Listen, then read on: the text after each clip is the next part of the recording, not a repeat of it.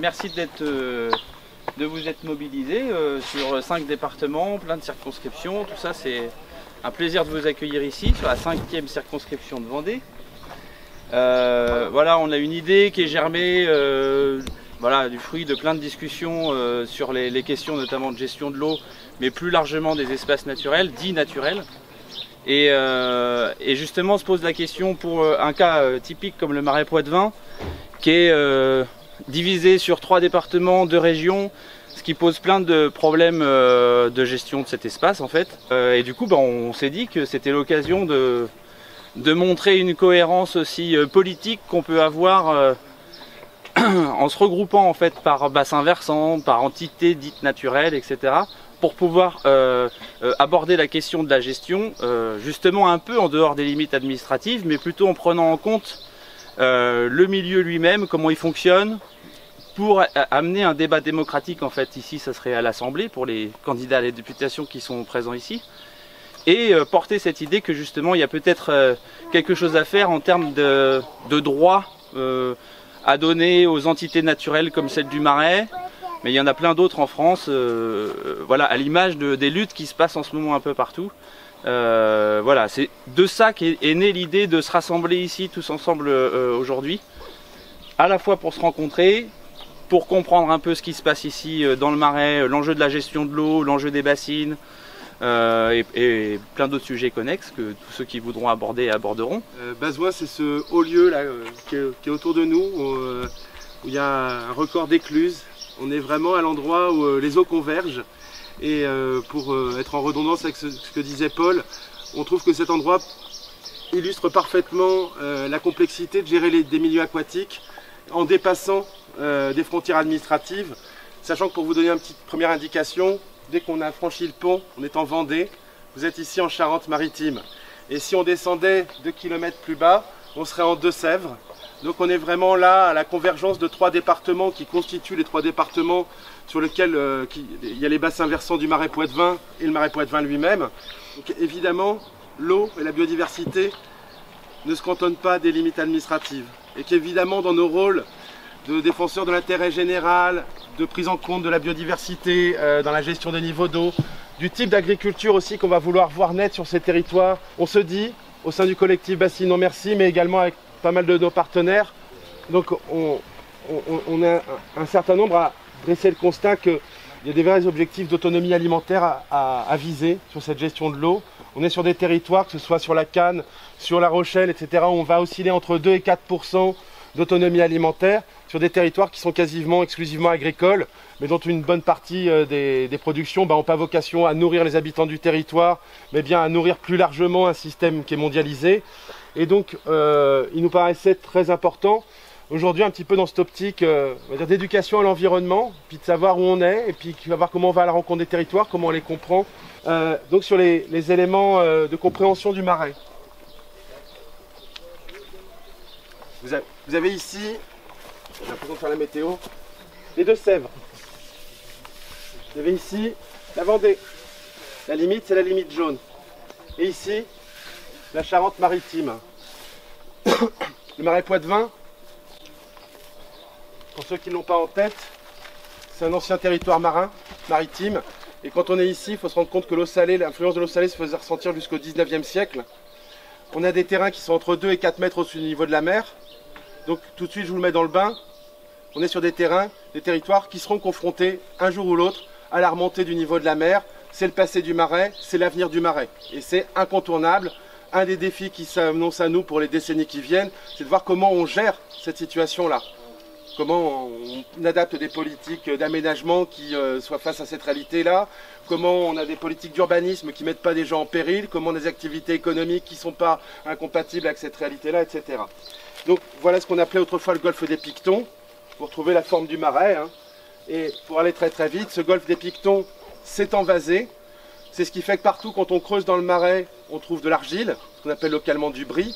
C'est ce qui fait que localement, de la part de l'industrie locale, c'était l'exploitation de petites tuileries, de briqueteries. Voilà. C'est ce qui explique aussi que tout le sous-sol du Marais Poitevin est parfaitement imperméable et que donc n'imaginez pas que de l'eau remplisse les nappes phréatiques en plein milieu de la zone humide. Il y a un fond qui est mieux qu'une bassine, c'est du plastique gratuit, c'est pas du plastique, ça s'appelle de l'argile, et là c'est de l'argile pure. Et notamment quand on parle de solutions basées sur la nature, et quand on parle de refaire toute la place aux zones humides dans ces questions de gestion de l'eau, évidemment que d'avoir des gestions de niveau d'eau des zones humides qui soient hautes, c'est aussi une manière de constituer des réservoirs, c'est aussi une manière de gérer l'eau d'une autre manière que de la manière très technique qu'on évoquera par la suite, hein, à travers l'installation de tous ces boutons, là, de cette rougeole qui a entouré maintenant tout le bassin versant du Marais sous forme de bassines. Alors, comment on passe de l'océan au paysage qu'on voit là? Ben, c'est évidemment un grand coup de pelle et de pioche, et je partage avec les représentants, les habitants du coin qui représentent d'autres intérêts que les nôtres, le fait de dire que c'est bien une zone humide qui a été largement aménagée, qu'il faut se dire que tout ce que vous avez autour de vous, c'est la main de l'homme, qu'il n'y a plus une rivière naturelle, méandrée, c'est tout canalisé, hein. Si c'est tout droit, c'est bien parce que c'est la main de l'homme qui est intervenue ici, pour des travaux qui, globalement, sur cette partie-là, ont été faits essentiellement au 19e siècle. Pour ceux qui ont en tête le Marais Poitevin avec les moines et les Hollandais, c'est vrai, il y a eu des interventions dès le XIIe siècle, mais qui concernent plutôt la partie marais desséché quand on va vers l'océan. Et au XVIIe siècle, il y a bien des ingénieurs hollandais qui viennent concevoir le plan hydraulique que je vais vous indiquer là, mais qui n'ont pas fait racine sur le territoire, quoi. Le gros de l'aménagement des canaux de la Venise verte, de la partie inondable du Marais Poitevin, c'est le 19e. Voilà. Donc on est plutôt sur un territoire en réalité très neuf. Alors ce qui va permettre de passer de cette situation de golfe, de marécage, par la suite à cette situation de terrain cultivable, c'est que du fait de la vulnérabilité vis-à-vis de l'océan, il est impératif, si on veut gagner de la terre sur la mer, de constituer des digues. Donc aujourd'hui, si vous allez à la baie de l'Aiguillon, qui est l'exutoire du Marais Poitevin, vous verrez encore en place, et heureusement encore en place, en tout cas, tout un cordon de digues qui permettent que la mer ne remonte pas lors des grosses tempêtes. Digues qui, si on veut les maintenir, nécessitent un entretien conséquent, et quand il n'y a pas d'entretien, ça donne Xynthia, ça donne des vraies problématiques humaines, quoi. Ce système-là, il permet de protéger l'océan, mais il ne permet pas de protéger des arrivées d'eau qui vont se faire en hiver. Et en fait, cette carte-là, pour qu'elle soit complète, il faudrait avoir tous les bassins versants du Marais Poitevin. Cette carte, elle a été faite pour englober tout le bassin versant de la Sèvre niortaise, avec ses sources qui se situent ici à Sevray, et le cours de la Sèvre. Voilà. La Sèvre, c'est le principal bassin versant du Marais Poitevin, qui permet d'amener de l'eau d'ici de 350 000 hectares. Ensuite, il y a un autre très grand fleuve, on passe à côté souvent, mais qui alimente aussi le Marais Poitevin, qui a son exutoire au niveau entre la pointe d'Arcet et la pointe de l'Aiguillon, qui est le fleuve Lay. Je ne vais pas dire que normalement les Vendéens auraient dû s'appeler les Laidrons parce que c'était le fleuve du coin, hein, ce serait très malvenu, on est d'accord. Donc le nom qui a été donné, c'est la Vendée, Vendée qui, rappelons-le, est donc un affluent de la Sèvre niortaise. Et puis un troisième petit fleuve, méconnu, mais qui quand même mérite d'être souligné, qui s'appelle le Curé, et qui est un tout petit fleuve avec un bassin versant de 5000 hectares qui se déverse à la pointe Saint-Clément, dans la baie de l'Aiguillon. Alors, ce qui va permettre de passer de ce système maritime à un système de terre cultivable, c'est qu'on va multiplier les canaux. Et dites-vous bien que les canaux dans le Marais Poitevin, ils ont une fonction qui est le drainage. C'est pour que l'eau s'évacue plus vite. C'est pas pour garder de l'eau. Pour garder de l'eau, on a fait des écluses et des barrages.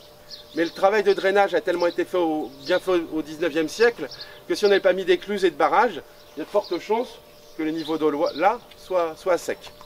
Et ensuite, les canaux ne font pas tout le boulot. Il va falloir déterminer un casier hydraulique, une partie qui va être consacrée à l'inondation, qui va servir tous les hivers. Il y a un moment où il y a beaucoup plus d'eau qui arrive que ce qu'on peut évacuer à l'océan. Ben, c'est à ce moment-là que le Marais mouillé, la Venise verte, comme diraient certains, terme touristique, ben, le principe hydraulique il est très simple. C'est que quand il y a plus d'eau qui arrive que ce qu'on peut évacuer à la mer, eh bien les marais mouillés vont se remplir, vont servir d'espèce de tampon qui va permettre d'avoir des niveaux d'eau hauts qu'on va relarguer au fur et à mesure. Et en fait, là où je veux en venir, et je m'arrêterai là pour cette première intervention, c'est que dans la manière dont le marais a été imaginé, ben, ces marais mouillés, ils avaient déjà la fonction de méga-bassines. Ce que je veux dire par là, c'est qu'il y a toujours eu un enjeu majeur dans le marais qui était la question de comment on gère l'eau au printemps. Est-ce qu'on gère des marais mouillés avec des niveaux d'eau hauts, de manière à pouvoir redonner de l'eau aux marais desséchés, aux parties qu'on va vouloir cultiver, et être sûr de ne jamais manquer d'eau dans le desséché, ou est-ce qu'au contraire, dans la crainte d'une nouvelle crue printanière, on va faire la vidange, on va laisser les portes grandes ouvertes. Et je vais vous dire, malheureusement, cette vidange annuelle, maintenant, elle a lieu tous les ans au mois d'avril, parce qu'il y a quelque chose qui s'est développé depuis une cinquantaine d'années dans tous les fonds de vallée du Marais, qui est la culture du maïs. Autrefois, c'était essentiellement des prairies. Ce qui se passe depuis plusieurs années, c'est que cette vidange, elle est faite tous les ans. Et donc, tous les ans, on se retrouve au mois d'avril, avec des niveaux du Marais qui sont bas, et on sait qu'il va y avoir besoin d'eau en contrebas, mais on n'est pas sûr qu'il y ait de l'eau qui arrive de l'amont. Et c'est là où pour nous on a une très vive inquiétude avec le développement des bassines, c'est qu'en fait ces bassines qui consistent à être remplies en hiver quand soi-disant il y a de l'eau en abondance, en fait ces bassines elles ne sont pas remplies avec l'eau de la crue. Ces bassines c'est pas un tuyau qui va dans la rivière quand le Marais déborde. Ces bassines elles sont remplies avec la nappe phréatique qui est la réserve sur laquelle on compte pour réalimenter le Marais tout au long de l'année. Et finalement, c'est ce qu'on trouve stupide dans ce système-là, c'est de taper dans une réserve qui est déjà constituée, dans une réserve qui va refournir de l'eau aux zones humides, qui va alimenter les captages d'eau potable et éventuellement fournir des captages pour l'irrigation, mais qu'en la privatisant et en la vidant prématurément en hiver, comme ça s'est passé cet hiver, finalement, on met en péril tout le cycle de l'eau. Et on met en péril des nappes, et c'est ce qui fait que cette année, alors, il y a une pluviométrie exceptionnelle, c'est indéniable, mais c'est sûr que quand jusqu'au mois de mars, les préfets ont donné les autorisations pour remplir les bassines coûte que coûte, ça n'a pas aidé les nappes à se remplir. Et ne tombez pas dans le panneau des porteurs de projets qui disent qu'on remplit les bassines quand les nappes sont pleines. En fait, c'est faux. On remplit les bassines quoi qu'il arrive, même dans une situation comme cette année, où les niveaux de nappes sont inférieurs à ce qu'on n'a jamais mesuré depuis 20 ans.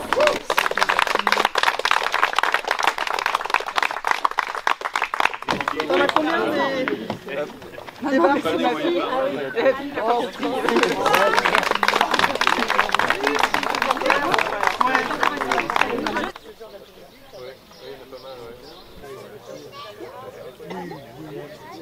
Donc la Confédération paysanne, on est un des trois, enfin il y a le MODEF aussi dans le sud de la France, un des trois ici, mais 4 syndicats représentatifs. Donc ça veut dire qu'on est présent au sein des chambres d'agriculture, au niveau des instances comme les commissions départementales d'agriculture. Enfin, on est représenté et on est présent dans les instances qui représentent les agriculteurs. Concernant la problématique de l'eau, je pense qu'il faut avoir une vision plus large que les bassines proprement dites. Merci. Et sur la Vendée, on a un petit peu les rats de laboratoire. Donc on a à peu près 25 bassines. Ça a commencé il y a une vingtaine d'années, les constructions. À l'époque, on a eu peu de contestations. Enfin, mes collègues qui étaient là il y a 20 ans ont entrepris des choses, mais on n'a pas eu la dynamique qu'on a la chance d'avoir aujourd'hui. Il faut dire qu'historiquement, on a l'irrigation dans le Marais en Vendée et sur les autres départements a été largement, ça marche plus. Oui, a été largement promue et développée avec les aides de la PAC. On a eu des surprimes à l'irrigation pour le maïs. Donc on sort d'un système vraiment, on a privilégié depuis très longtemps les cultures intensives. Donc on est arrivé à consommer à peu près comme aujourd'hui, plus de 80 millions de mètres cubes pour arroser. Et on a constaté que le bon état écologique du Marais n'était plus là. Il y avait une forte dégradation au niveau de la quantité de l'eau. Et on a l'établissement public du Marais Poitevin qui a été créé il y a, alors je sais plus quand, il y a 10 ou 15 ans, je ne sais plus trop les dates en tête.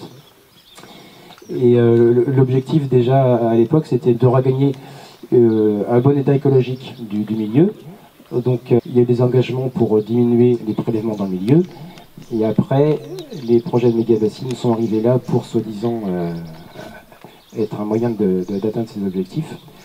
Donc là on a un rapport qui est sorti récemment, qui a été demandé par l'État. On a, avec les animations, l'animatrice nationale d'éplucher ce rapport de 262 pages. Parce que nous les paysans, on ne peut pas s'y coller. Ce qui ressort clairement, c'est que les bassines existantes en Vendée n'ont pas permis de transition écologique, ça c'est évident. On a une nette diminution de la surface de maïs, mais de l'ordre de 2-3%, alors que sur le reste de la France, on est plutôt à 7-8-10%. On n'a pas permis une diminution de l'utilisation des phytosanitaires. Donc les bassines n'ont pas du tout été un moyen ni de baisser la consommation, parce qu'on a, comme le disait Julien, des prélèvements l'hiver dans les nappes pour remplir les bassines, mais on a un paquet de forages qui n'ont pas été bouchés, qui devaient être bouchés. Donc on a quand même des prélèvements en plus qui se pérennisent et qui sont déclarés comme des usages domestiques. Enfin, là on est vraiment dans un flou artistique.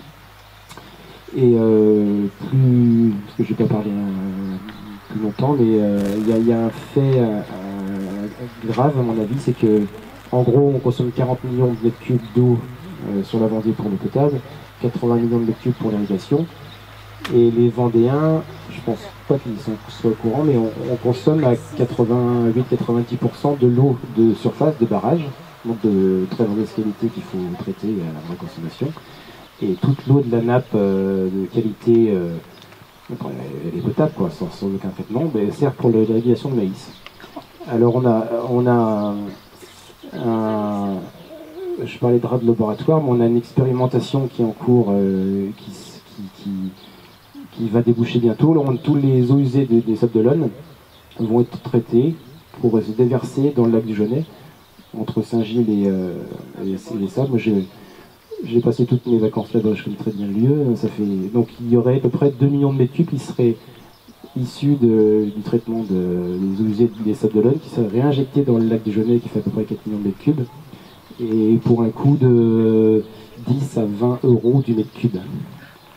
Donc c'est une première en Europe, donc on est très fiers.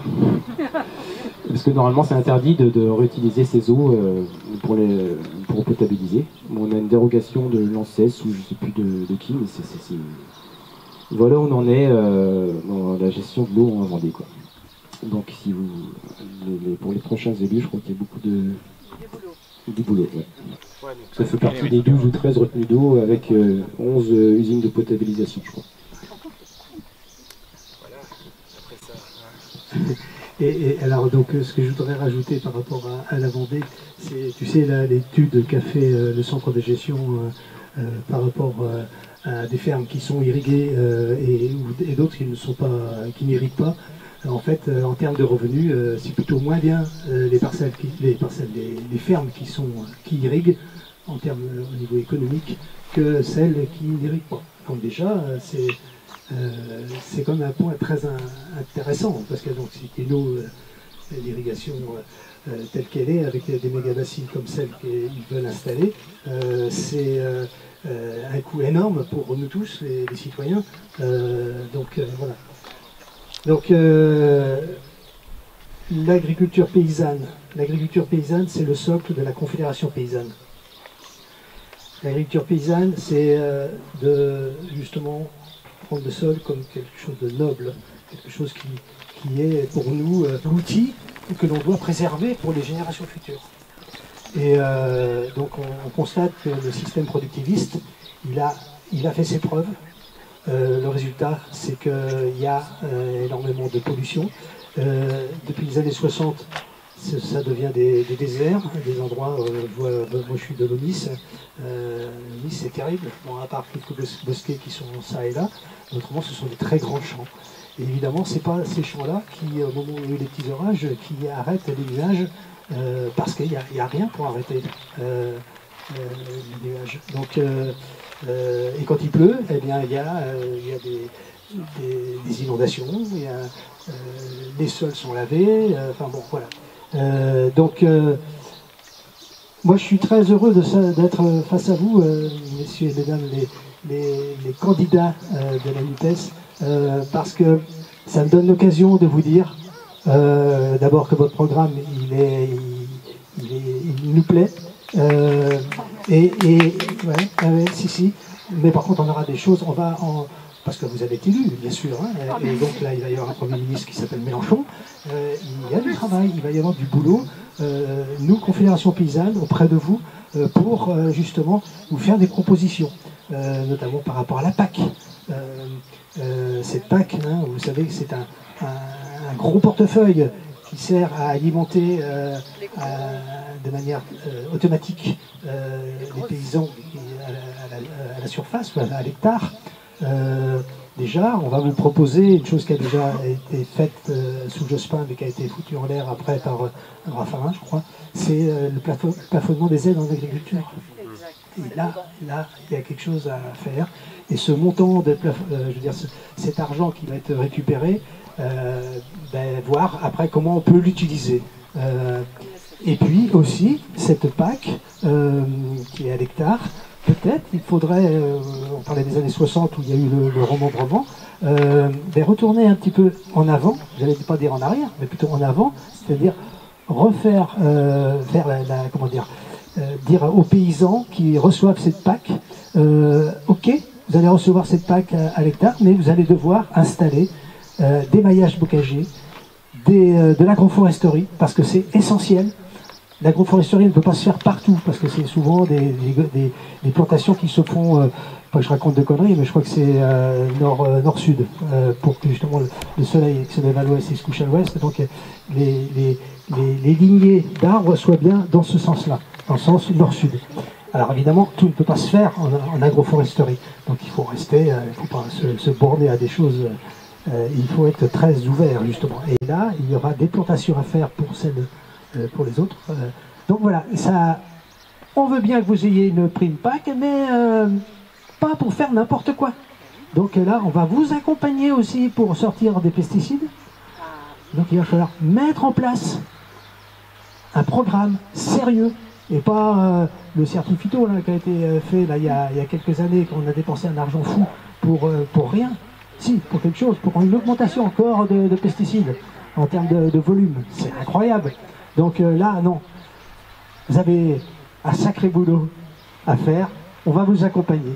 Et par rapport à l'eau, par rapport à l'utilisation de l'eau, moi-même je suis jeune retraité, j'étais avant paysan maraîcher. On a toujours, au sein de la conf, justement, on s'est toujours dit, attention, montrons en premier ce que l'on peut faire de cohérent et qu'on peut produire. Et donc il y en a des céréaliers qui fonctionnent très bien avec des blés anciens et qui arrivent à produire sans forcément irriguer. Évidemment, l'année elle est particulière pour tout le monde, même ceux qui irriguent, parce que là, leur enrouleur il est dans le coin du champ, il ne sert pas. Eh ben oui, c'est la sécheresse, donc c'est pour tout le monde pareil. Donc on s'adapte, c'est comme ça. Voilà, je pourrais être très long, je pense que j'ai pas dit la moitié de ce que je voulais dire, mais je crois que c'est pas trop l'intérêt. L'essentiel aussi, c'est peut-être qu'on ait une petite discussion entre nous pour avancer et voilà, poser des questions autres. Yann, tu veux rajouter? Oui, enfin, au niveau de la PAC, il y a vraiment un levier très important pour changer le système. Tu parlais du plafonnement, mais il y a aussi un élément très important qu'on demandait, c'était la surprime pour les 52 premiers hectares. Ça permettait vraiment d'aider une grosse majorité de fermes qui ont très peu d'aide et d'encourager les productions aussi. Les maraîchers actuellement ils ont accès à des PAC, mais c'est rien du tout, quoi. Il y a des candidats qui veulent... Anne? Alors moi je veux bien répondre à mon voisin, on habite à quoi, 10 km même pas. Est-ce que tu peux te présenter? Oui, j'allais le faire, tu penses. Donc moi je suis Anne G. Je suis sur la deuxième circonscription du 17. C'est Rochefort, Surgères, Maran, voilà. Je représente Nordine Raymond qui est candidat et qui n'est pas là aujourd'hui parce qu'il est à FR3. FR3 région au débat entre les candidats. Moi je voulais répondre à mon voisin, notamment, parce qu'en fait les bassines c'est juste le symptôme, c'est le symptôme d'un système capitaliste, d'un système de lobby, parce que pour moi la FNSEA c'est juste un lobby. Les bassines ça englobe plusieurs sujets. Tu as parlé de la PAC, ouais évidemment, redistribuer la PAC. C'est aux plus petits, à ceux qui font une culture vertueuse, plutôt que de la verser à l'hectare à des énormes céréaliers qui prennent un pognon de dingue au détriment des petits, forcément. Les bassines, c'est aussi une question d'alimentation saine. Ça touche à ce sujet évidemment. C'est une question de santé publique, c'est une question de pollution, c'est une question de captage d'eau potable. Tu me disais, il y a 171 captages d'eau qui ont été fermés en 30 ans. C'est juste quelque chose de dingue. C'est-à-dire qu'un jour, vous allez ouvrir votre robinet, ça fera pchit, il n'y aura plus d'eau potable. C'est une question d'imperméabilisation des sols aussi. Dans le programme, on veut effectivement interdire les nouvelles imperméabilisations de sol. C'est une question forcément de gestion des terres agricoles. Où est-ce qu'on met les moyens? Est-ce qu'on met les moyens dans une malbouffe dégueulasse, pleine de pesticides, qui tue des gens, qui filent des cancers pédiatriques aux mômes, etc. Ou est-ce qu'on décide de faire du circuit court local, vertueux, bio ou au moins raisonné? Voilà, c'est tout ça. C'est aussi la question des forêts. Parce que la gestion des forêts, c'est important par rapport au niveau de l'eau. Je vais pas garder la parole très longtemps, mais c'est une question de bien commun. Enfin, je veux dire, la terre c'est un bien commun, l'eau c'est un bien commun. Nous on parle de règles vertes, c'est-à-dire qu'on ne prend pas la nature plus qu'elle peut en donner. On l'étend à la règle bleue, on va pas prendre plus d'eau qui peut, mettre de l'eau dans des piscines géantes pour qu'elle s'évapore, c'est de stupidité sans nom. Tout ça pour détourner les arrêtés préfectoraux de pompage, enfin bon, ça vous le savez. Et puis c'est aussi une question de mode de gouvernance, parce que moi j'arrive de l'associatif, mais c'est le plus important, c'est le mode de gouvernance. Qui est-ce qui décide? Et comment est-ce qu'on décide ensemble? Ce que tu disais de ce qu'on va faire, dans l'intérêt, comment on trouve des compromis dans l'intérêt du plus grand nombre. Alors, je voulais vous présenter rapidement, si vous voulez aller plus loin, parce qu'on a le programme, mais on a aussi les livrets du programme. Et dans ces livrets-là, écoute, je pense qu'on va pas avoir beaucoup à discuter, on va discuter ensemble, mais dans tout ce que tu as dit, on est déjà complètement d'accord dessus. Je peux te le laisser. Ces livrets, vous les trouvez en téléchargement sur Internet. Vous tapez livret, NUPS, vous avez, c'est vraiment le détail du programme. Moi, j'avais choisi aussi la planification forestière, parce que c'est un système, donc tout est interdépendant. Et puis, je vous ai pris l'eau bien commun. Voilà, je peux vous les laisser si vous voulez jeter un œil, et puis sinon vous les téléchargerez. J'ai pris que nos propositions, parce que sur les constats, on est tous d'accord. On va pas revenir dessus. Bravo.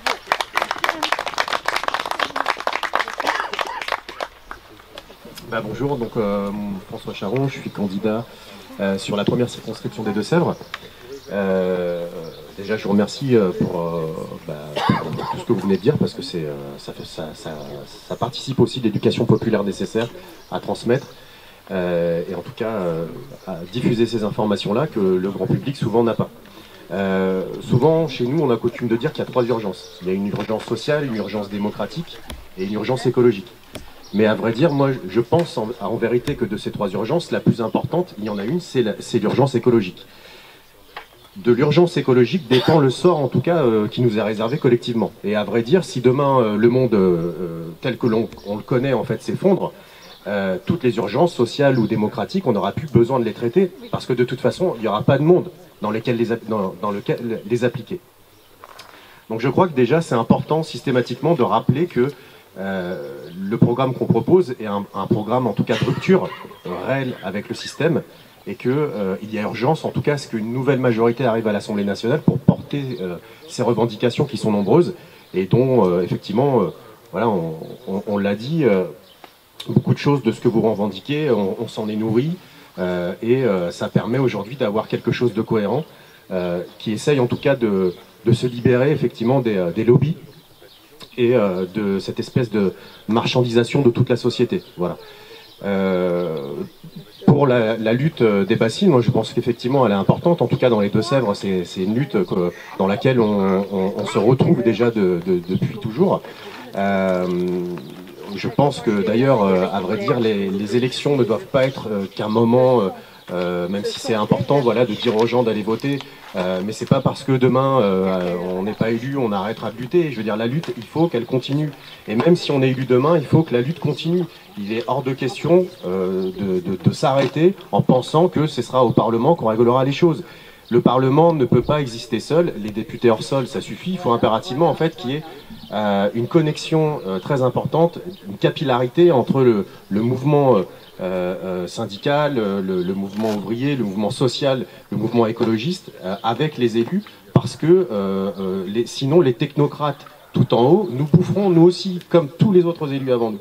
D'accord ? Il y a eu plein de gens qui ont cru en une écologie un peu plus raisonnée, mais on a bien vu en tout cas que ça ne sert à rien, que ce soit au niveau de l'Europe ou au niveau de la France. Il y a quand même plein de choses qu'on aurait aimé mettre en place et que malheureusement on n'a pas pu mettre en place. Donc voilà, je ne sais pas si c'est nécessaire de développer effectivement sur tous les sujets. Moi je voulais vous apporter en tout cas encore une fois notre soutien. Je tiens à dire que la question de l'eau, elle est essentielle. On a des amis et des camarades qui sont membres de la Confédération paysanne qui ont des maraîchages en Gâtine et qui viennent de nous annoncer qu'il y a une partie des légumes et des fruits qu'ils produisent qui sont en train de pourrir, quoi, parce que clairement ils vont pas avoir assez d'eau pour pouvoir les arroser, qui sont en train de devoir se raccorder au réseau puisqu'ils ne l'avaient pas fait jusqu'ici, demandant la possibilité d'avoir des puits pour se servir de l'eau comme l'ont toujours fait les paysans, mais que la FNSEA, en tout cas la Chambre d'agriculture, leur refuse cette possibilité-là. Donc voilà, c'est un exemple parmi tant d'autres, mais entre ce que nous on pourra dire, je pense que ça ne sera jamais le reflet assez important de ce que vivent au quotidien des agriculteurs et des paysans qui souffrent dans leur chair de devoir en tout cas sacrifier une partie de leur culture parce que il y a des personnes qui leur refusent le droit de pouvoir l'exercer tranquillement. Et puis une dernière chose, moi quand je suis arrivé, j'ai vu qu'il y avait beaucoup de gendarmes qui étaient présents, je trouve ça vraiment navrant. Alors on nous dit que c'est soi-disant pour nous protéger, mais pour nous protéger de qui? Moi je pense qu'en fait là aussi c'est vraiment le symbole d'une société qui va mal, parce que on est juste là en train d'espérer un monde meilleur, et la seule réponse en tout cas qu'on nous apporte, c'est de nous dire encadrons ces activistes et ces terroristes, parce que c'est quasiment de ça qu'il s'agit. Et voilà, je trouve ça pitoyable, donc je voulais le signaler, et merci encore pour votre invitation. Bonjour tout le monde, alors moi je m'appelle Jason Valente, je suis candidat dans la 3e circonscription de la Vienne, et je crois qu'au passage je représente un petit peu mes camarades de la Vienne, puisque vous savez la campagne est menée tambour battant, et donc du coup chacun est appelé un peu dans tous les sens. Moi je vais rebondir par rapport à Nordine qui est chez FR3, moi j'aimerais bien aller chez FR3. Ça fait quelques jours qu'on le demande, mais bon voilà, donc il y a aussi ce problème là, c'est que on n'a pas non plus un nombre affolant de circonscriptions, et ça serait bien, on a suffisamment de jours devant nous pour que aussi il y ait des débats qui soient menés, aussi pour emmener les questions de la manière de la gestion de l'eau et aussi de la production alimentaire qui sont essentielles, et que les gens puissent en emparer. Mais bien sûr, si on n'a pas accès aux médias, si on n'a pas accès aux débats, tout ça, ça n'existe pas aussi, quoi. Donc je vous remercie aussi pour votre rapport aujourd'hui. On a rencontré nous dernièrement aussi vos collègues de la Vienne pour la Confédération paysanne. On a rencontré beaucoup d'agriculteurs et d'agricultrices. En pointant aussi, on a eu des gens assez courageux, parce que il y a ça aussi, il y a besoin de courage, qui ont réussi à s'extraire des logiques des COP, qui les enfermaient dans un endettement sans arrêt encore et encore, et même devoir faire face à une fronde d'autres agriculteurs et agricultrices, parce qu'ils étaient en train de sortir du modèle qui se fait habituellement. Donc il y a aussi, je pense, un travail important à faire là-dessus, d'accompagnement, vous en parliez tout à l'heure, pour permettre à chacun, à chacune de passer le pas. On voit que c'est en train de se faire même dans les facultés, puisqu'il y a un certain nombre de jeunes étudiants qui, recevant leur diplôme, on a tous vu cette vidéo-là, expliquent qu'ils ne vont pas appliquer complètement ce qu'on leur a appris, puisqu'ils veulent faire autrement. Donc quelque part, c'est on prend le diplôme, mais vous inquiétez pas, on va faire autrement, ça va fonctionner, c'est très bien. Quelque part, en tant qu'assoumis, on s'en félicite. C'est quelque part se soumettre aussi à toutes ces logiques-là, des logiques qui sont souvent liées au milieu financier, qui fait un mal fou aujourd'hui à l'agriculture et à l'eau. Et il y avait un exemple qui m'a frappé, c'est aux États-Unis, où ils sont en train de ponctionner l'eau dans les nappes, et où c'est la prime à celui qui a le plus d'argent pour aller plus profond dans la nappe, et puis choper toute l'eau à celui qui est un petit peu plus haut. Donc encore une fois, c'est lié aussi à des gros intérêts financiers. et qui mènent à des drames, puisqu'une fois qu'il n'y a plus d'eau dans la nappe, une nappe qui se referme, etc. Voilà, c'est pas quelque chose, c'est quelque chose il faut prendre bien en compte. C'est ce qu'on disait hier au moment de la traversée du Clin à Poitiers, que c'est des choses qui sont cassées et qu'on n'a pas la certitude que ça puisse se renouveler, ou du moins ça va mettre des milliers d'années, si c'est pas des millions. Donc il y a nécessité à en prendre soin tout de suite, et puis ça mène à des catastrophes. Il faut que les gens vraiment prennent en compte que, on en parlait du fait qu'on va ouvrir son robinet et il coulera plus d'eau. Il y a aussi les routes qui s'affaissent. En Californie, c'est 30 cm par an. Et au Mexique, c'est plusieurs mètres par an. Donc que les gens comprennent bien que, même si c'est sous le sol, il y a tout un intérêt à s'emparer de la question, à y réfléchir. Et puis nous qui voulons promouvoir et rendre réel le partage des richesses, il y a aussi le partage des richesses dans la manière de produire, etc. Et d'arrêter cette logique de laisser toujours la prime à celui qui a le plus gros compte bancaire, à celui qui va peser le plus, et d'enfermer quelque part les agriculteurs, les agricultrices dans une production qui dévaste tout, et puis qui ne sert qu'à enrichir, encore une fois, des intérêts qui n'en ont rien à faire de tout cela. Et on le voit bien par la logique et les discours qui sont menés, que ce soit par les traders, etc., qui passent le mot de où est-ce qu'il faut aller acheter une maison, où est-ce que ça va moins le risquer au moment où tout va partir dans tous les sens avec le dérèglement climatique. Voilà. Nous, quelque part, peut-être qu'on a la raison aussi parce que on est limité aussi dans nos déplacements, pour une raison aussi financière. Parce que nous, on peut pas se permettre de partir à l'autre bout du monde, etc. Parce que on fait partie des gens qui ont du mal à finir la fin de mois. Et je crois que c'est parmi nous qui n'allons pas nous échapper au moment où tout sera difficile, que la solution existe, parce que c'est nous qui serons là aussi quand ça va déraper, qui resteront là pour quelque part tenir la baraque. Donc c'est à nous aujourd'hui collectivement de bien prendre conscience de ces situations, et puis ensuite, pour terminer, comptez sur nous pour vous embêter. C'est ce que j'ai dit à un agriculteur que j'ai quitté l'autre jour. Il nous remercie, il nous dit merci d'être venu, etc. C'était sympa cette visite.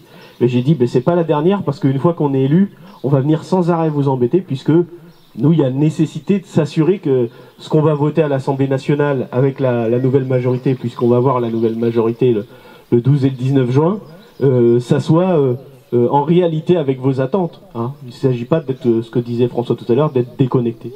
Donc voilà, donc au les cœurs, et puis à partir du 20, on est au boulot.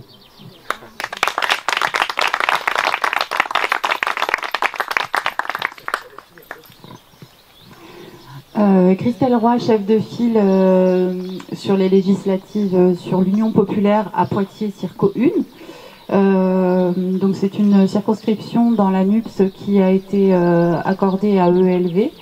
Je me permets de prendre la parole parce qu'ils n'ont pas pu être là, Poitiers n'a pas pu être là aujourd'hui, mais je tenais à ce qu'on soit présent auprès de vous. Pour dire tout le soutien de Valérie Soumaï sur la 86.2 qui est très engagée dans la lutte contre les bassines et pas que, de grande qualité aussi.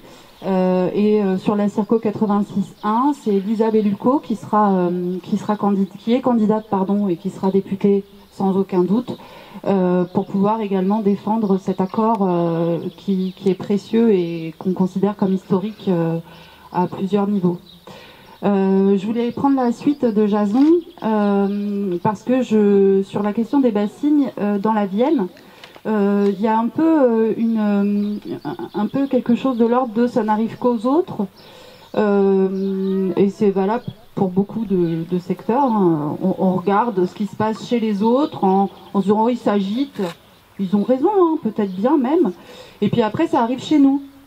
Il y a énormément je crois qu'il y a 47 projets de bassines. Je cherche... combien? 50? Bon, il y a beaucoup de projets de méga-bassines qui sont prévus sur la Vienne. Et la lutte, elle n'est pas encore arrivée à quelque chose de très significatif.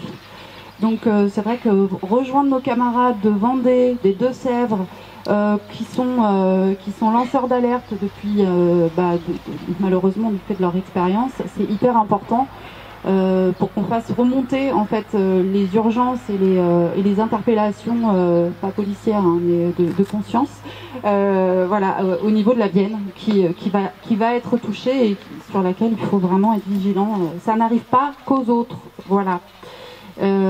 Parce qu'à force de se dire ça, eh ben, ça finit par nous arriver à nous et c'est pas valable que sur les bassines. L'autre chose que je voulais, dont je voulais vous parler, c'était que sur l'Union populaire, mais également sur la NUPES, en tout cas sur toute la campagne présidentielle qui a eu lieu, on a vraiment été dans une volonté de convaincre les gens. Donc ce qui nécessite un temps fou, un argumentaire établi grâce aux rencontres qu'on fait justement. Donc c'est une ouverture d'esprit aussi dans lesquelles nos députés vont se retrouver. C'est convaincre et faire pour les gens pour pouvoir avoir les vrais éléments du terrain. Et toute la campagne s'est passée comme ça. Il y a vraiment une volonté que ça continue comme ça après avoir obtenu le siège. Puisque effectivement, sans aucun doute, ce sera ça. Je parlais justement de pouvoir convaincre, et grâce à ce que vous nous renvoyez comme situation et comme argumentaire, ça nous permet de diffuser les idées et de peut-être faire bouger petit à petit des choses dans l'esprit des gens, parce qu'on est quand même dans une société qui s'est individualisée beaucoup, donc ça relie ça n'arrive qu'aux autres. Sauf qu'on est une société tout entière et qu'il y a un projet de société qui a été plébiscité quand même au présidentiel très fort, d'où notre volonté et notre accord sur les législatives de mettre Mélenchon Premier ministre, parce que c'est vraiment le candidat et le programme qui a été plébiscité fortement et qui a même déplacé des abstentionnistes, ce qui est quand même pas rien dans la situation politique dans laquelle on est. Donc évidemment, remettre de la confiance, continuer les débats, continuer à aller vers, et c'est valable après les échéances électorales. Ce que mes collègues ont peut-être pas dit, c'est que, enfin, j'ai entendu, mais il y a vraiment une volonté de continuer. Donc c'est pas parce que, par exemple, je suis pas candidate à la députation sur cette échéance législative que le programme va disparaître.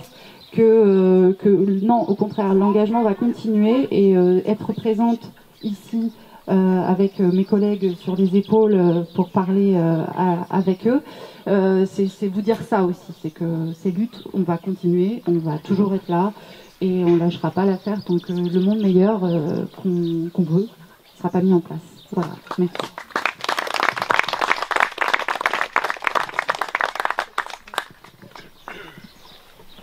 Bon, alors il y a beaucoup de choses qui ont été dites, je vais éviter de faire des redites du coup. Je vais parler en tant que citoyenne de la jeune génération, parce que bon voilà, on est en train de prendre le risque de mourir de soif, alors que s'il y avait une volonté politique et économique de le faire, ça serait évitable. Ah oui, j'ai oublié de me présenter en plus, je vais aller tout de suite dans le bain. Moi je suis Timothée Thibault-Laner, donc je me présente pour la députation de la 5e circonscription de Vendée. Donc ma circonscription c'est tout le sud Vendée, Marais, Poitevin. Et en plus on a parlé des forêts tout à l'heure, et c'est vrai que sur ma circonscription on a le dernier massif forestier de Vendée, de Vouvant-Mervent, et pareil qui est un lieu aussi moyennement bien géré, avec aussi des problèmes de... On a eu il y a quelques années un groupement de cerfs qui était venu dans des villages. Bon voilà, ils ont dû appeler la gendarmerie et aussi même l'armée pour ramener tout ça. Donc voilà, on voit aussi qu'au niveau des animaux, ils sont en train de grappiller de plus en plus et que les animaux, ils commencent à venir dans les villes et aussi pour manger malheureusement les détritus des poubelles que les gens mettent dehors. Enfin voilà, il y a toute une gestion à faire de ce côté-là.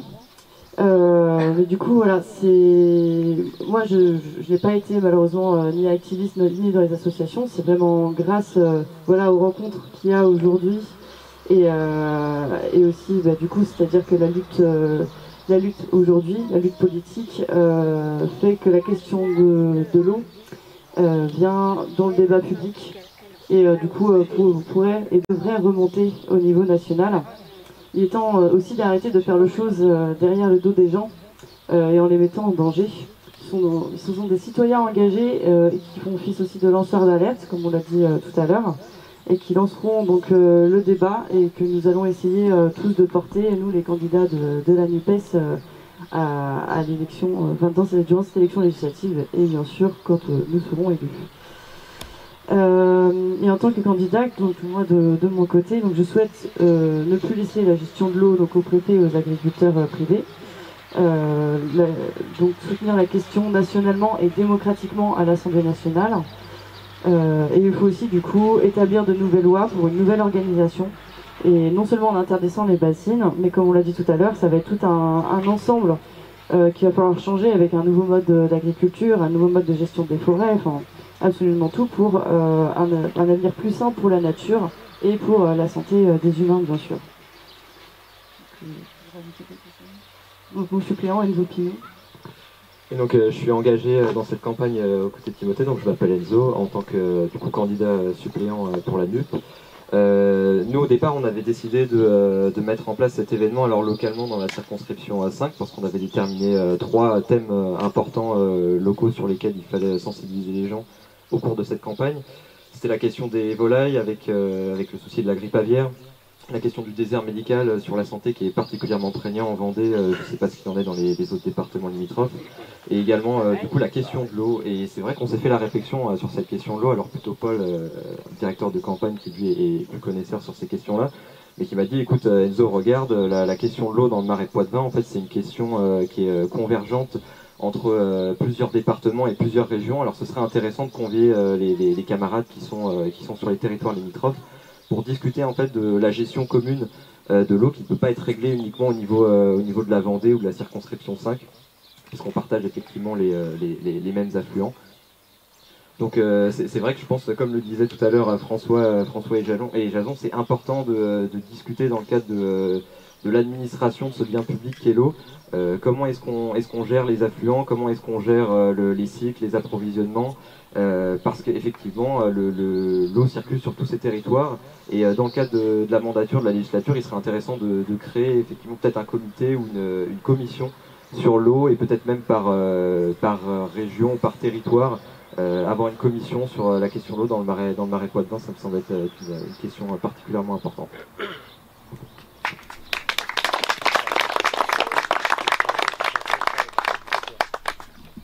Vraiment très très vite fait parce que les interventions, je pourrais rebondir sur tout le monde, ont toutes été très pertinentes. Donc je m'appelle Axel Urbain, je suis le candidat suppléant sur la circonscription Nord de Sèvres. Donc la candidate Juliette Voilez n'a pas pu être disponible aujourd'hui, elle s'en excuse. On est depuis le début de la lutte anti-bassine présent aux côtés du collectif avec les camarades qui font face à ce projet écocide. Je souhaite vraiment mettre le point sur quelque chose, tous les défis qui nous attendent au-delà du climat, sur la reconstruction de l'hôpital public, la reconstruction de l'école, la refondation de notre démocratie par le biais d'une 6e République, par voie de constituant. Tout ça amène des défis énormes, colossaux. Merci pour cette énergie véhiculée aujourd'hui, de voir autant de personnes et surtout de voir autour de la table tout le monde, tous les acteurs politiques, que ce soit des camarades du Parti communiste, je ne sais pas s'il y a des socialistes aujourd'hui, mais en tout cas il y a des copains d'Europe Écologie Les Verts, et forcément des insoumises et des insoumis, mais surtout la Confédération Paysanne, Bassine Non Merci, puis sur tous les sujets, toutes les personnes qui ont collaboré autour des programmes et qui aujourd'hui aussi donnent de leur temps et de cette énergie pour voir au pouvoir très concrètement dans 2 semaines ces idées l'emporter. Et il ne faut pas penser un seul instant que la tâche sera facile, même si on est majoritaire. Surtout, il ne faut pas se reposer. Déjà, on est tous un peu fatigués de ces campagnes. On voit qu'ils commencent vraiment à flipper. Vraiment. Et on n'y est pas loin.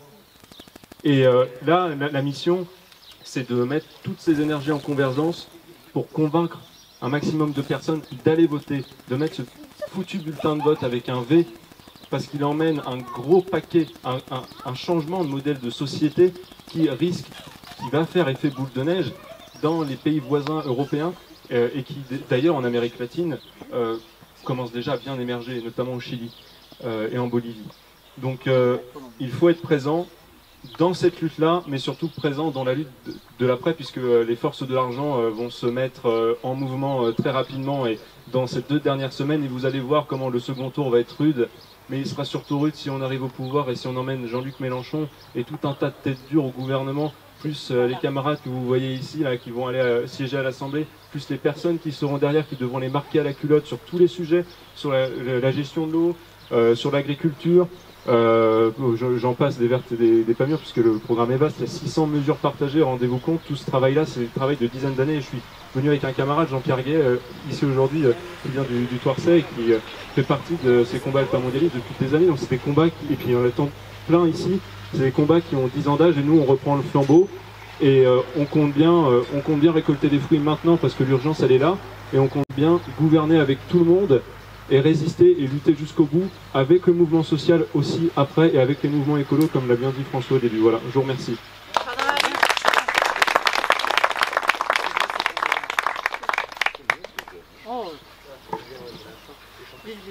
Je vais chanter. Non, peut-être, j'ai l'impression qu'on est sur la fin. Oui. Donc, oui. Moi, je suis un ancien paysan.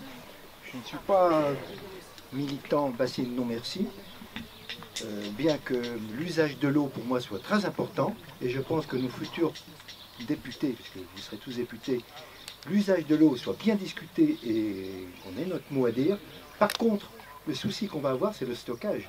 Parce qu'à un moment donné, utiliser de l'eau au mois de juin, et quand elle tombe au mois de février, ça va être compliqué à gérer.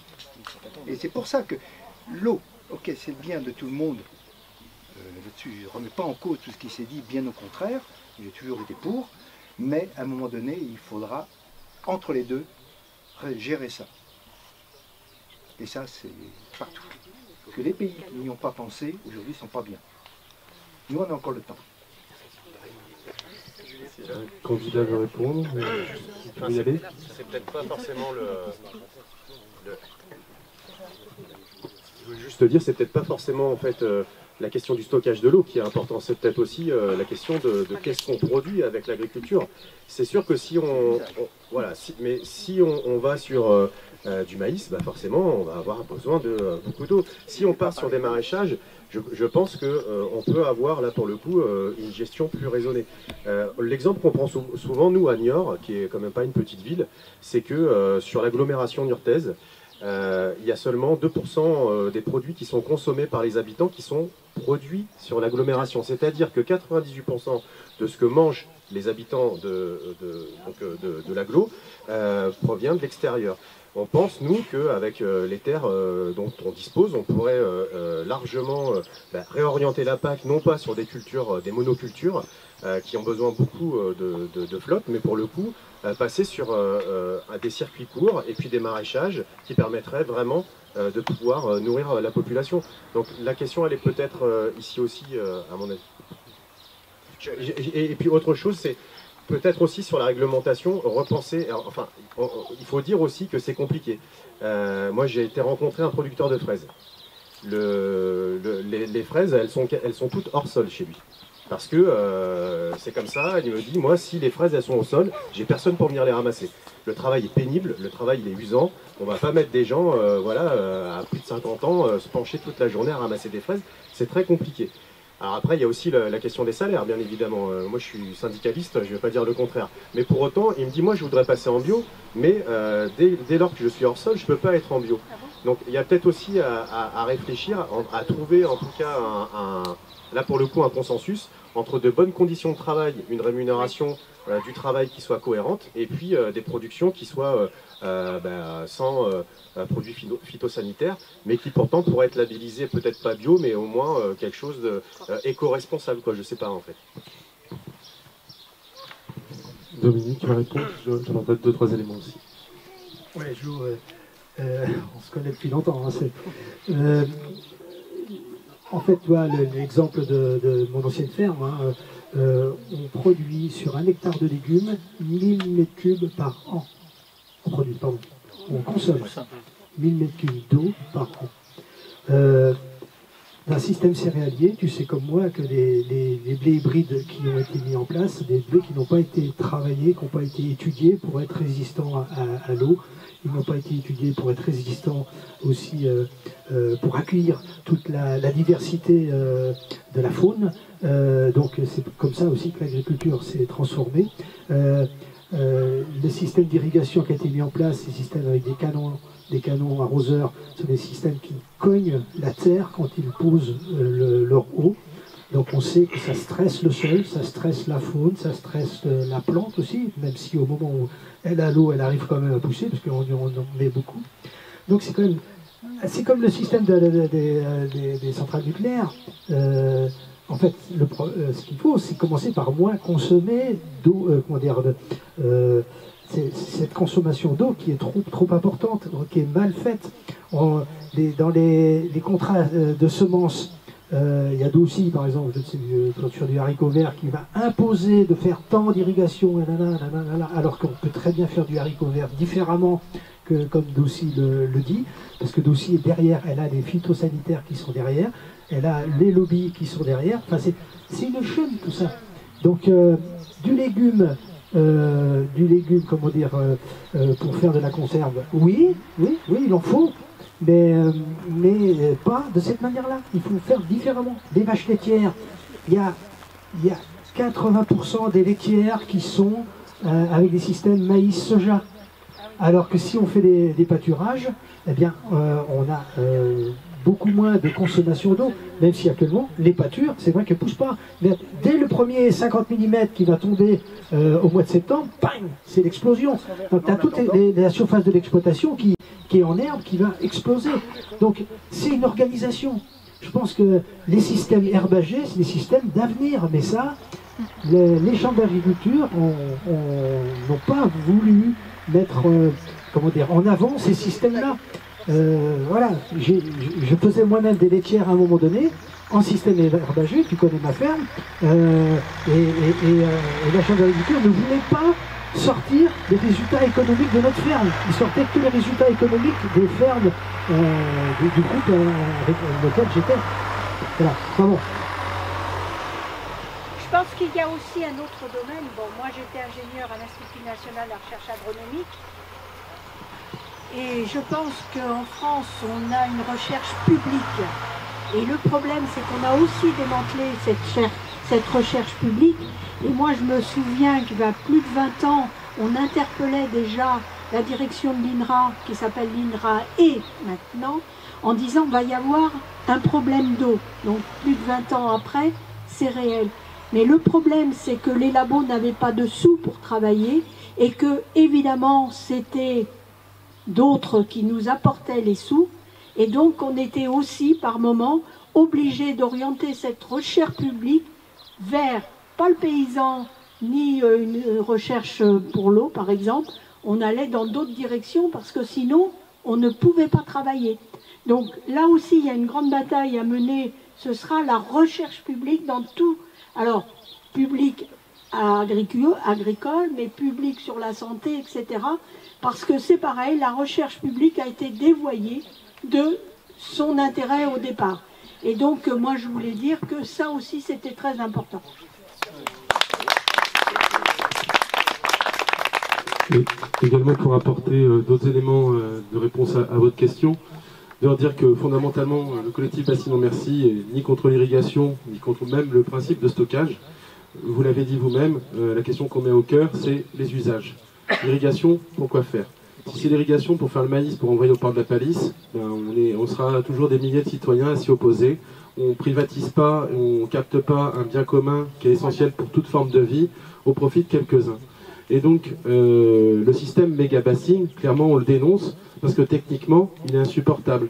Vider une nappe phréatique qui a un mal fou à se reconstituer tous les hivers, pour la privatiser, pour assurer le maïs, c'est coupable. Et ça trouvera toujours des citoyens déterminés en face. S'il s'agissait de recréer, je ne sais pas, hein, vous êtes du coin aussi, dans la vallée du Mignon, il n'y a plus que du maïs partout. Mais partout, hein, tout le fond de la vallée, et on parlait tout à l'heure de l'herbage.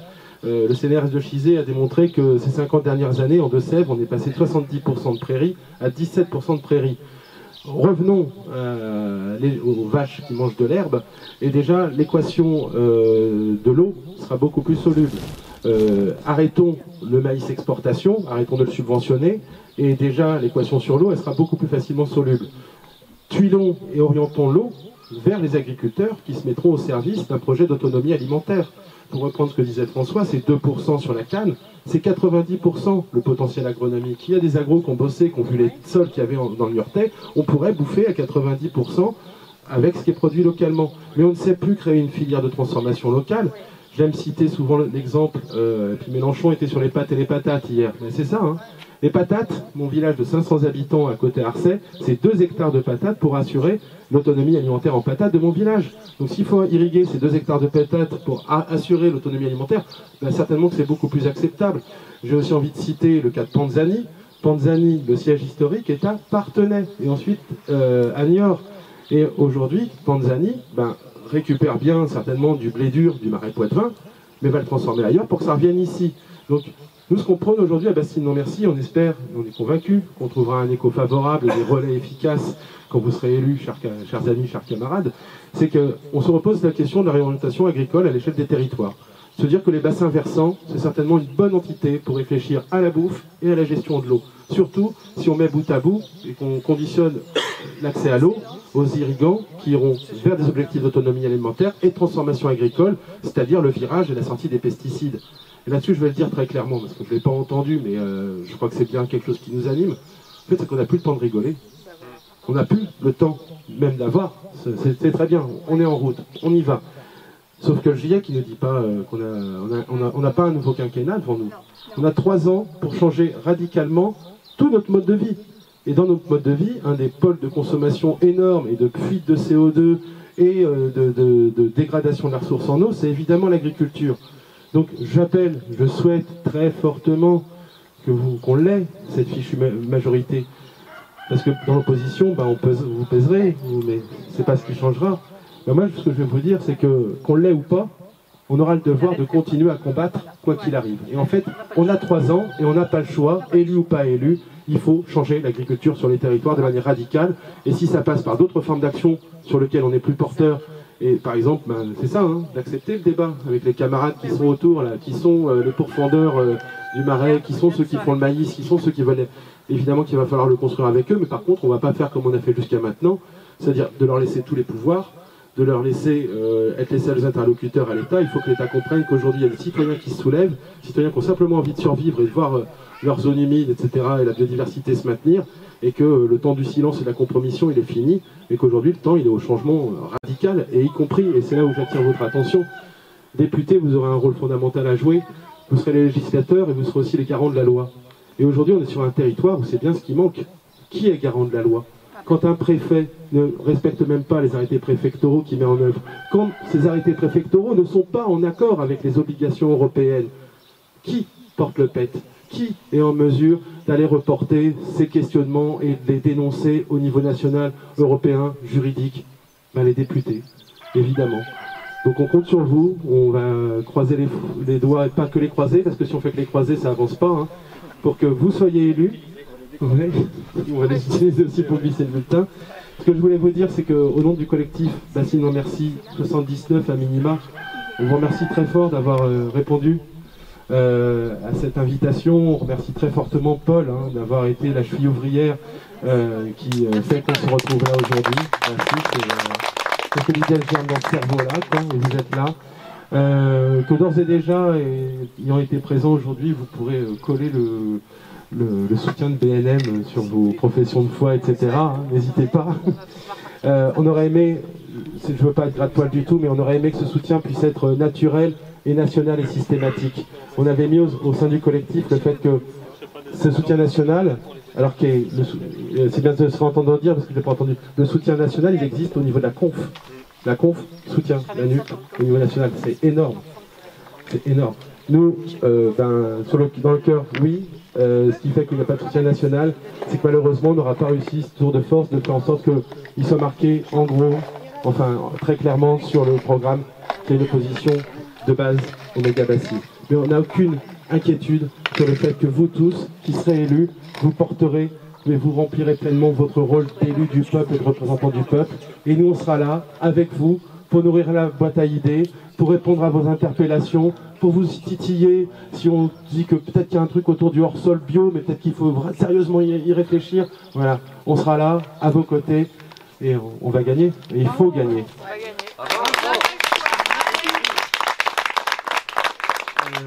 Et avant de... quelques dates importantes que vous mettrez dans votre calendrier. Voilà, c'est ça. Alors, le 11 juin, il y a une mobilisation à l'appel des camarades de Bassines en Merci 86 et de tous les mouvements qui soutiennent, la LPO, Vienne Nature, la Conf, j'en oublie toujours. Une formation le matin qui peut éventuellement vous intéresser. On va faire du fond aussi. Il faut... moi, je me demande si mon métier plus tard, il ne sera pas éducateur à l'environnement pour les élus. En tout cas, voilà, là, on fait à l'arrache, sur une journée et tout, mais ouais, c'est ça. On est évidemment, quand on est député, on n'a pas la science infuse et on ne peut pas maîtriser techniquement tout ce qu'il y a à maîtriser. Je vois les piles de dossiers qui s'accumulent. Bah, c'est à ça que sert la relation entre citoyens et élus, voilà, tout simplement. Donc on sera mobilisable là-dessus. Donc il y a le 11, je ne me souviens plus du nom de la commune. J'en sais. Ensuite. Mais c'est dans une magnifique circonscription. Mais oui. Comment t'écris j'en sais? Laissez tomber il y a 2 jours, hein, votre décharge. J'en sais, ça se vit. Et également, par rapport aux urgences, que vous ayez en tête par rapport à la suite au niveau des bassines, on nous annonce en Deux-Sèvres 3 nouvelles bassines qui pourraient sortir de terre d'ici la fin de l'année à Sainte-Soline, Prières et Épanne. On nous annonce également potentiellement le démarrage de 2 bassines sur le bassin de la Clouère et potentiellement démarrage de bassines également dans le Nord-Charente au niveau d'Homme-Couture. Bah, pour faire face à tout démarrage, dans les jours qui viennent, et vous êtes appelés vraiment à le relayer largement, va sortir un texte ultimatum qui dira clairement à l'État et aux porteurs de projets qu'en cas de démarrage de tout nouveau projet, il y aura un rassemblement dans les 3 semaines qui suivent et dont l'objectif, soyons très clairs, sera le démantèlement intégral de tout élément de chantier. Ouais. Ensuite, dans nos projets, sur un autre ton, on espère qu'en fait on n'aura même pas activé ce ultimatum et qu'on pourra juste se contenter de ce qu'on va vous proposer à la mi-août. Bassines non merci, ça fait longtemps qu'on parle projet de territoire. Ça fait longtemps qu'on aimerait, et on est en train de s'organiser pour réfléchir l'autonomie alimentaire et la gestion de l'eau à l'échelle de bassins versants. Et on est aussi très attaché à ce qu'un jour, les rivières, les entités naturelles comme le Marais Poitevin puissent bénéficier de droits et rester en justice à ce titre-là, un peu comme il se passe aujourd'hui au niveau de la Loire. Et bien pour annoncer cette dynamique-là, nous allons organiser du 19 au 23 août une descente remontée de Sèvres, avec, on espère, des camarades mytiliculteurs et surfeurs, des gens de la mer qui remonteront de la baie d'Aiguillon et qui passeront par ici pour aller jusqu'au pied de la préfecture, pour aller dire qu'on ne les entend pas, qu'ils ne sont jamais autour de la table alors qu'ils sont le milieu récepteur, ils subissent toutes les conneries qu'on va faire en amont.